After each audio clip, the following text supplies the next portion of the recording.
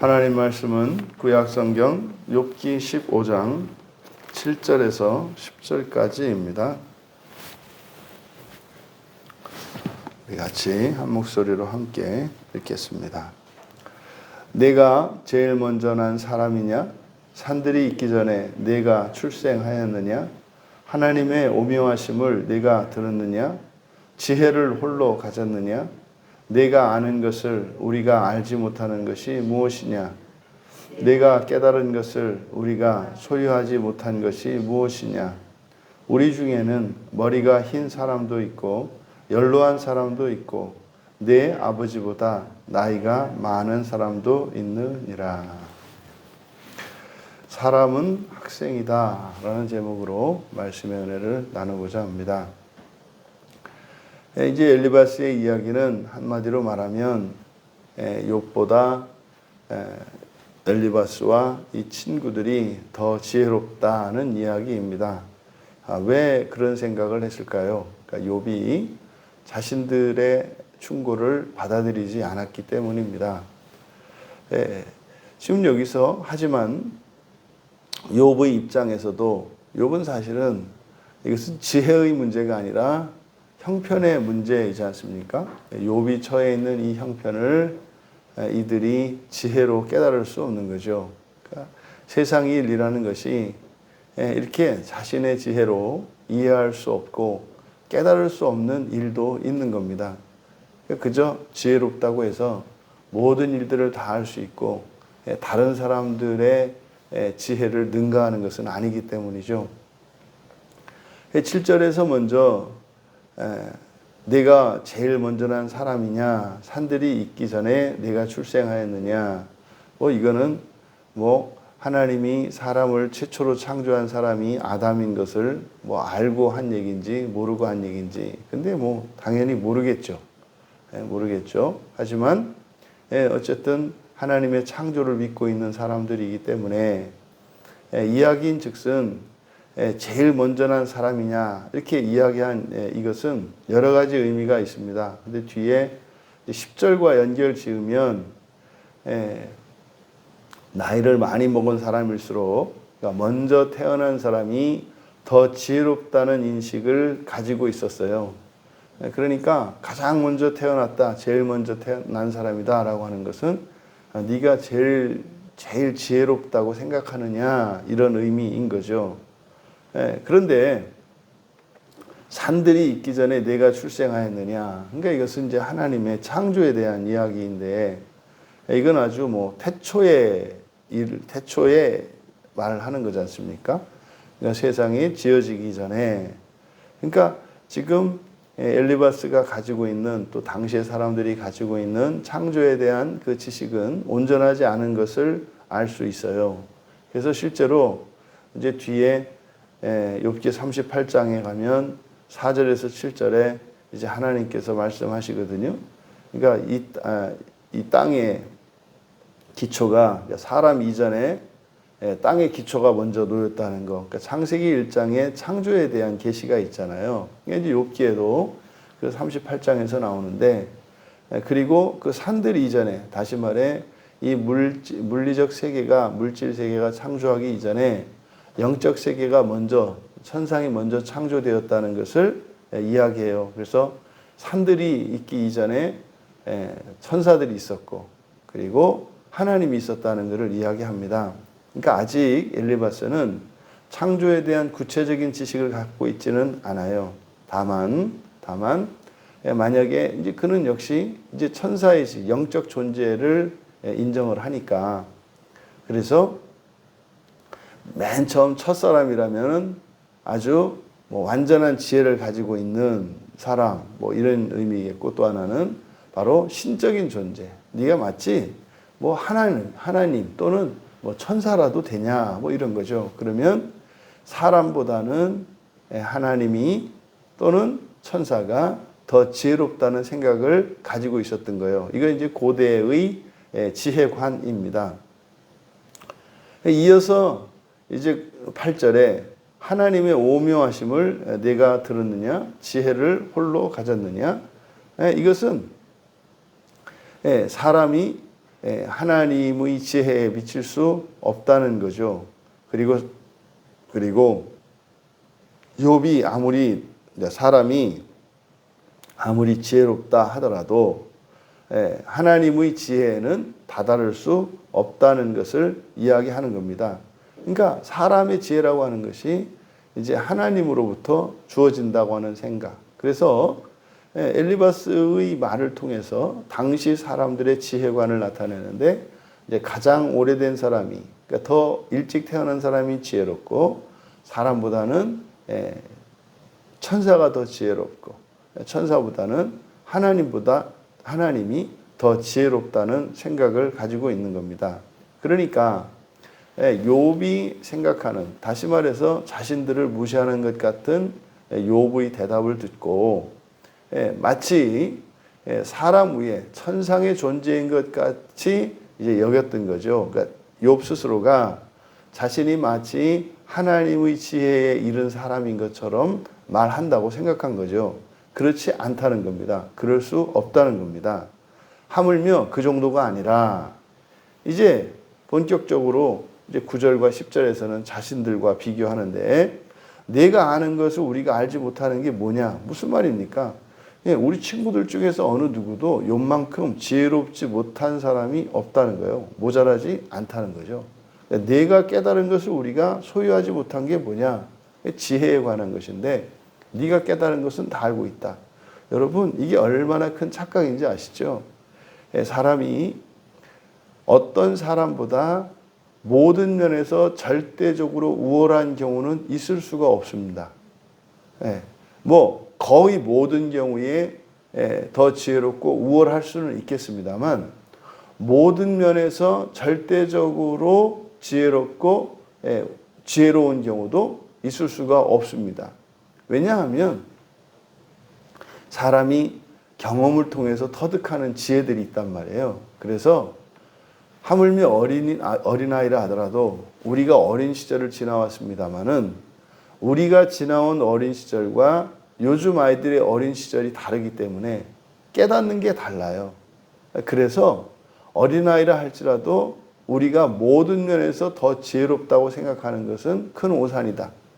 심지어 어린아이라 그래서 우리가 모든 걸 다 꿰뚫어 본다고 생각하는 것도 큰 착각이다. 이것을 잊어서는 안 됩니다. 어떤 경우에도요. 그러니까 심지어는 몸이 불편하거나 또 정신지체나 이런 발달장애인 사람들이 있지 않아요? 마치 정상인들이 그들보다 모든 면에서 뭘 능가한다고 생각해요. 큰 착각이죠. 큰 착각입니다. 우리는 더더군다나 그들의 세계를 경험하지 못했잖아요. 한 가지에만 집중할 수밖에 없는 그런 사람들. 그들이 보는 세상 다르거든요. 보이는 게 달라요. 느끼는 것도 다르고 말이죠. 이해하지 못하는 거죠. 사람들은 너무나 교만하고 자기 중심적인 나머지 자기가 모르는 것을 틀렸다고 생각하는 경향들이 있어요. 그래서 장애가 있는 사람들이 지금도 그 출근 시간에 장애 있는 분들이 막 데모를 하고 난리를 해서 지금 아침마다 지금 안 그래도 바쁘고 힘든 그 직장인들을 그 출근 시간을 괴롭게 한다는 거 아닙니까? 그러니까 그분들은 또 이제 장애가 있는 분들은 장애 없는 사람들이 마치 자신들보다 모든 면에서 우월하고 편하다고 생각하는 거죠. 그렇지 않지 않습니까?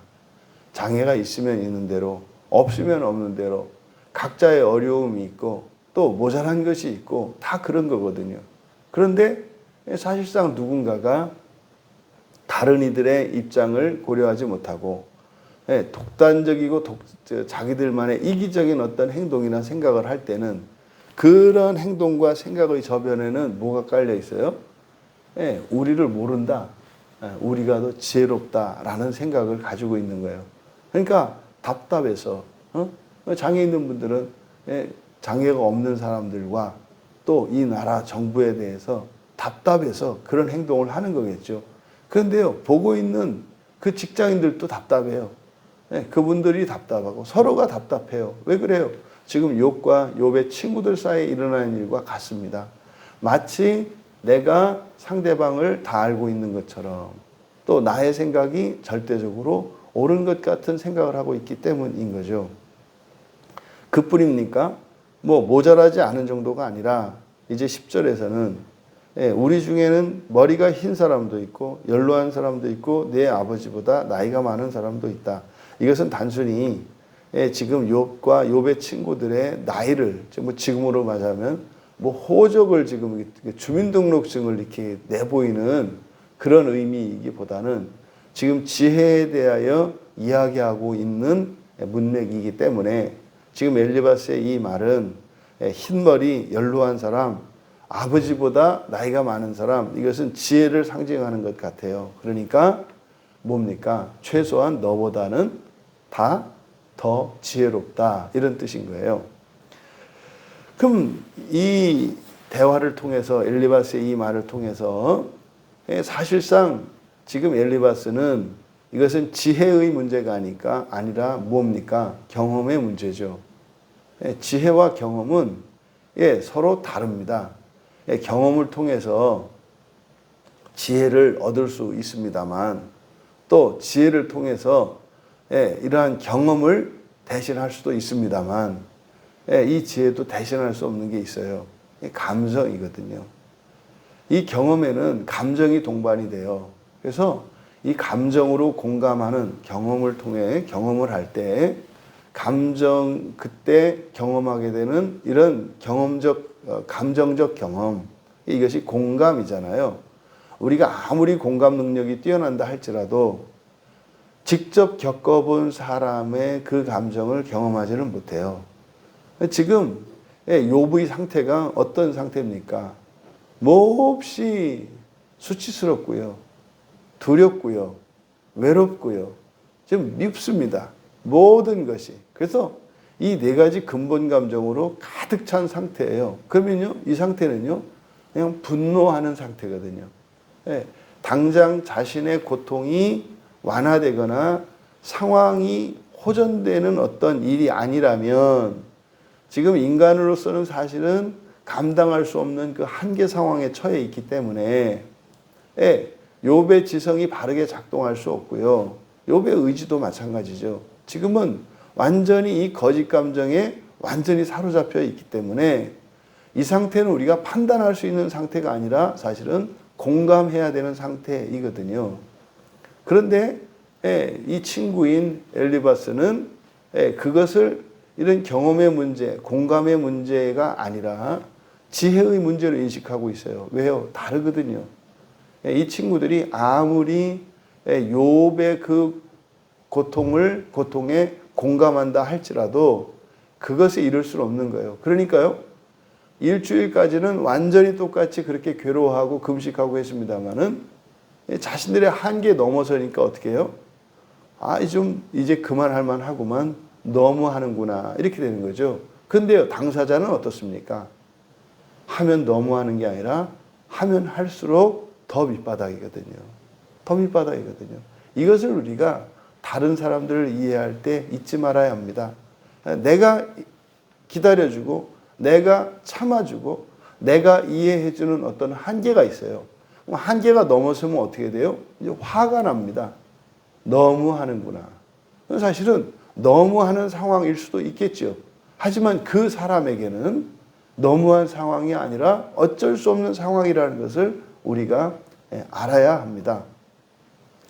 하지만 그러함에도 엘리바스의 말에는 이 상황에 대한 이해와 상관없이 이들의 말 속에는 지혜가 담겨 있어서 우리가 교훈을 얻을 수 있다. 지금 이 상황에 대한 논리와 그리고 이들의 말을 통해서 얻는 지식을 우리가 지금 나누어서 보고 있지 않습니까? 그러면 어쨌든 이 상황을 통해서는 말씀드린 것과 같이 너무 하는 것은 없다. 이것은 관찰하는 사람 입장이에요. 그러니까 겪고 있고 당하고 있는 사람 입장에서는 너무한 것은 없어요. 그러니까 오히려 본인 자신은 어떻게 해요? 너무하다라고 생각을 하죠. 근데 이게 완전히 다른 거예요. 이게 삼자 입장에서는 그만해야 된다는 의미죠. 충분하다. 충분히 했다 이런 의미고, 당하는 사람 입장에서는요 지금도 견딜 수 없고 더 견딜 수 없다는 거예요. 그러니까 너무하다는 생각이 겪고 있는 사람과 지켜보는 사람 사이에서 정반대의 판단을 내려요. 이게 감정의 문제란 말이죠. 그래서 지금 이들이 이 엘리바스가 욥의 아픔을 아는 것처럼 생각하고 있지만 알고 있지 못하다. 이것을 기억해야 되겠고, 이 말을 통해서 우리가 얻을 수 있는 지혜는 바로 지혜에 관한 것입니다. 이게 실제적으로 개인적인 역량에 따라서 뭐 이렇게 어린 사람이라 하더라도 나이 많은 사람보다 더 지혜로울 수 있어요. 하지만 나이가 많다는 것은 지혜의 한 근거이기도 합니다. 그래서 어떤 점에서 나이가 든 사람은 나이가 젊은 사람보다 분명히 더 지혜롭습니다. 개인적인 역량으로는 나이 어린 사람이 더 뛰어날 수 있겠습니다만, 인생을 살아온 경험이 있기 때문에 그 연륜으로 말미암은 지혜가 있어요. 그래서 나이 든 사람은 분명히 나이 어린 사람보다 더 큰 지혜가 있다는 것. 그래서 나이 어린 사람은 나이 많은 사람으로부터 배워야 하는 거예요. 근데 반대로 나이가 많다 그래서, 그러니까 나이가 어리다 그래서 나보다 지혜가 없다고 생각하면 안 되죠. 왜냐하면 나와 같은 똑같은 삶을 나도 살았고 나보다 어린 사람이 살았을지라도 그 사람이 더 뛰어난 사람이 있을 수 있다 이 말이에요. 그래서 나이 든 사람이라 할지라도 나이 어린 사람에게, 나이 어린 사람이라 할지라도 나이가 많고 더 늙은 사람에게 자기가 알 수 없는, 자기에게 없는 지혜가 있다는 것을 깨닫고 배워야 하는 겁니다.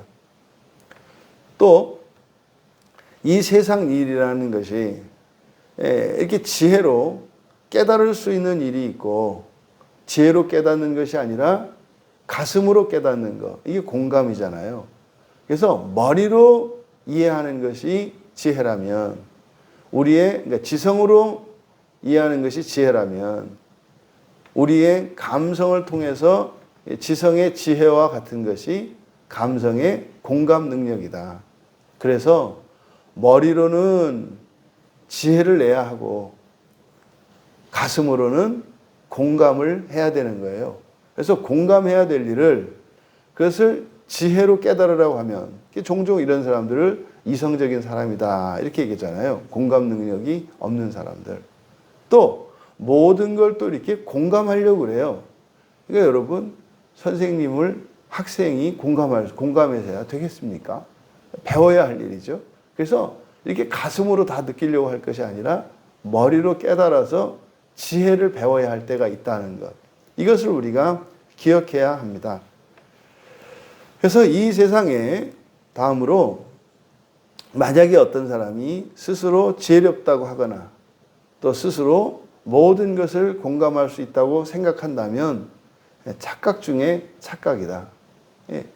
자기보다 더 지혜로운 사람이 세상 모든 사람이고, 또 어떤 점에서는 내가 가장 지혜로울 수 있어요. 하지만 세상 모든 사람들은 다 나보다 지혜로운 점이 있다는 사실을 잊지 말아야 하고, 또 모든 것을 다 공감할 수 있다고 생각하는 것도 큰 착각이다. 오히려 다른 사람, 내가 공감하지 못했던 그런 것들을 다른 사람 모두가 가지고 있다는 것. 그래서 우리들은 늘 이 세상의 모든 사람들로부터 지혜를 배울 수 있고, 이 세상의 모든 사람들로부터 그러한 새로운 느껴보지 못한 그런 감정을 배울 수가 있는 거예요. 그래서 우리가 늘 귀를 기울여서 듣고, 또 자신이 이해할 수 없고 자신이 도저히 참을 수 없는 것 같은 그 상황 속에서 내가 배워야 할 때라는 것을 깨닫고, 내가 더 공감해야 할 때라는 것을 깨달음으로써 인생을 살아감에 있어서 정말 종말을 준비하는 복되고 거룩한 학생의 삶을 살아갈 수 있기를 바랍니다. 그래서 사람은요, 학생의 마음으로, 학생의 자세로 단지 지혜만 배우는 것이 아니라 또한 이런 공감 능력도 키워가면서 그렇게 살아가는 것임을 우리가 기억하시고, 오늘 하루도 사람들과의 만남 속에서 더 지혜로워지시고 또 사람들과의 만남 속에서 더 사랑이 커지심으로 그렇게 더 이전에는 공감하지 못했던 것들을 공감할 수 있게 되시기를 주님의 이름으로 축원합니다. 존귀하신 하나님, 이 세상을 살아가는 동안 저희들이 만나는 수많은 사람들과 수많은 사건들을 통해서 저희들이 더 지혜로워질 수 있고 저희들이 더 사랑할 수 있음을 다시 한번 생각하게 됩니다. 일상생활에서 쉽사리 다른 사람을 판단하지 않게 하시고 또한 우리가 도저히 이해할 수 없고 또 참아줄 수 없는 경우에라도 저희들이 알지 못한 어떠한 것들이 있으며 저희들이 또한 느끼지 못하는 무엇이 있다는 것을 깨닫게 하여 주셔서 더욱 사람들을 잘 공감하게 하시고 또한 더욱 지혜롭게 하셔서 세상에서 일어나는 일들을 바로 깨달아 알 수 있도록 은혜를 내려 주시옵소서.